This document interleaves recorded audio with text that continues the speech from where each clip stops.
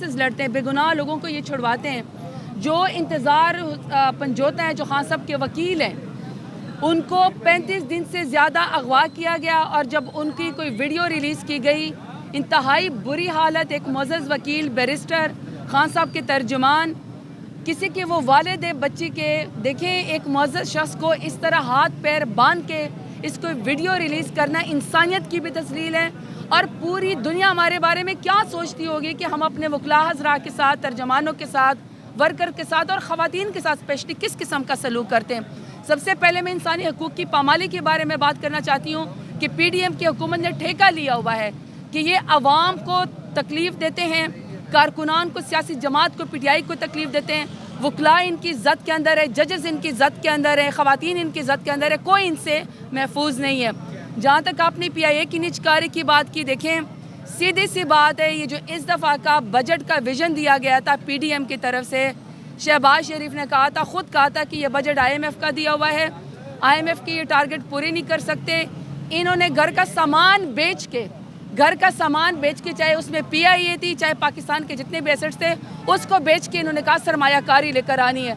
अब चाहे PIA को बेचें या स्टील मिल को बेचें, सरमायाकारी इसलिए नहीं आएगी कि दुबई के अंदर, लंदन के अंदर, इन्हीं पनामा केसेस के अंदर इन्हीं तमाम 2-3 ख़ानदानों की जायदादें जो मुल्क के अंदर लूट घसूट करके बाहर दुबई लीक्स में भी इन्हीं की जायदादें निकलते हैं, तो अपनी जायदादें इनके मुल्क से बाहर है तो पाकिस्तान में कौन सरमायाकारी करेगा। और अफसोस की बात यह है कि इलेक्टेड नुमाइंदों की माएँ बहनें बेटियाँ अगवा करके इनके पास 1-1 अरब रुपए हैं। लोगों की ज़मीर फरोशी के लिए 1-1 अरब रुपए कहाँ से आते हैं, लेकिन PIA को ख़रीदने के लिए कहते हैं किसी के पास पैसे नहीं है, ताकि PIA को भी यरगमाल बना के, और जो इनका विजन था बेच के, वो आपने नवाज शरीफ से सुन लिएगा, उसके मुंह से निकल गया है कि इसको भी अपनी ज़ाती मलकियत बनाना चाहते हैं, इसको भी ज़ाती मलकियत बनाना चाहती है, ये PIA को भी अपनी जेब में रखना चाहते हैं। देखिए, सबसे पहली बात तो ये जो आपने कहा है ना, जुमैर शराफत अली से हार चुकी है, आपने कहा है कि वो बाहर जा रही हैं, उनके अपने कारकुनान अगर हैं तो, वैसे तो पटवारी बड़े कम रह गए हैं अल्हम्दुलिल्लाह पाकिस्तान में, अगर कोई उनके कारकुनान है तो वो उनसे पूछें कि आप फिर अपनी कोई गले की सर्जरी करवाने के लिए बाहर जाना चाहती हैं। 40 साल से आपके और आपके बाप की हुकूमत है पाकिस्तान के अंदर, आपने अपने ढंग का एक अस्पताल न बनाया। फिर नवाज शरीफ का कहते कि वो इलाज कराने बाहर गया है, कहाँ गया इनका? वो कहते थे कि हम सेहत पंजाब बना रहे हैं। नवाज शरीफ का यहाँ पे इलाज नहीं हो सकता। ये सबसे पहला सवाल है कि इनका हर इलाज बाहर होता है, जायदादें इनके बारे, ये सिर्फ यहाँ कुर्सी के ऊपर शिकंजा मारने के लिए आते हैं, बाकी इनका सब कुछ जो है वो मुल्क से बाहर है। दूसरा आपने कहा मौलाना फजल रहमान साहब की, देखिए हम हैं अपोजिशन के अंदर, ये बहुत बड़ी बात है कि खान साहब के विजन के ऊपर, नज़रिए के मुताबिक कोई पॉलिटिकल पार्टी हमारे साथ बैठना चाहती है तो हम तो इसको अप्रिशिएट करते हैं। पॉलिटिकल पार्टीज़ को अपने साथ बैठना चाहिए, क्योंकि जो 26वीं आईनी तरमीम में लोगों की माँ बहनों बेटियों को अगवा करके शबखून मारा गया, जिस तरीके के हालात पैदा किए गए, वहाँ पे ना आइन से इनसे महफूज है, न जजेस इनसे महफूज है, न वकला इनसे महफूज है, न ख़वातीन महफूज हैं, न पाकिस्तान की अवाम महफूज है, न आप मीडिया इनसे महफूज हैं। तो वहाँ पे जब पॉलिटिकल पार्टीज़ बैठेंगी तो आपका और हमारा भला होगा। एक बात याद रखिएगा कि चाहे 26वीं आईनी तरमीम हो या कोई तरमीम हो, उसमें स्पेसिफिकली ये नहीं लिखा हुआ कि ये इमरान खान के लिए। पाकिस्तान तहरीक इंसाफ और मेरे लीडर इमरान खान तो पहली सख्तियाँ बर्दाश्त करें, हमारे ऊपर तो पहली ज़िंदगी तंग है, लेकिन अब आपकी ज़िंदगी मुश्किल होगी तो आपको सवाल उठाने चाहिए। पाकिस्तान तहरीक इंसाफ तो हर फोरम पे मुकाबला कर रही है, अब अगले ढिठाई पे आ जाएँ, लोगों की माएँ बहनें बेटियाँ अगवा करने के ऊपर आ जाए, तो ये तो शर्म का मकाम है। हम इसमें क्या कर सकते हैं? हमने तो ज़मीर फरोशी नहीं कि हम तो अपने हक़ के लिए इमरान खान के साथ और अपने मुस्तकबिल के लिए खड़े हुए हैं। जहाँ तक आपने कहा कि वो एक और आईनी तरमीम लेकर आना चाहते हैं, गैर आईनी तरमीम, ज़ाहिर बात इनकी कुछ ख्वाहिशात, काली ख्वाहिशात पूरी नहीं हुई। इनका ख्याल है कि आपको, मुझे, जिसका कोई ताल्लुक़ नहीं है, मुझे और आपको मिलिट्री कोर्ट्स के अंदर धकेले। आज भी एजेंडा मैंने अभी पढ़ा नहीं है, आज मैं असम्बली में जाऊँगी, आवाज़ हम उठाएँगे।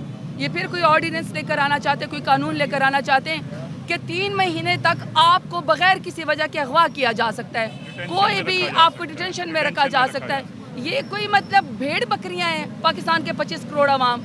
कौन सा आप कानून और आइन का चेहरा मस्क करना चाहते हैं अपनी ज़ाती ख्वाहिशात के लिए कि आपसे सवाल ही ना हो?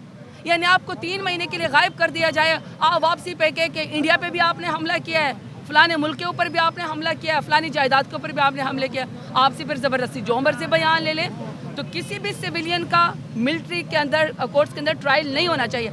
आज मैं ATC में पेश हुई हूँ फैसलाबाद में, इसका मतलब है पाकिस्तान में ATC कोर्ट हैं, اس کا مطلب پاکستان میں ہائی کورٹس ہیں، کام کر رہی ہیں. یا تو یہ کام کرنا چھوڑے تو آپ کہیں کہ جی ملٹری ٹرائل ہو.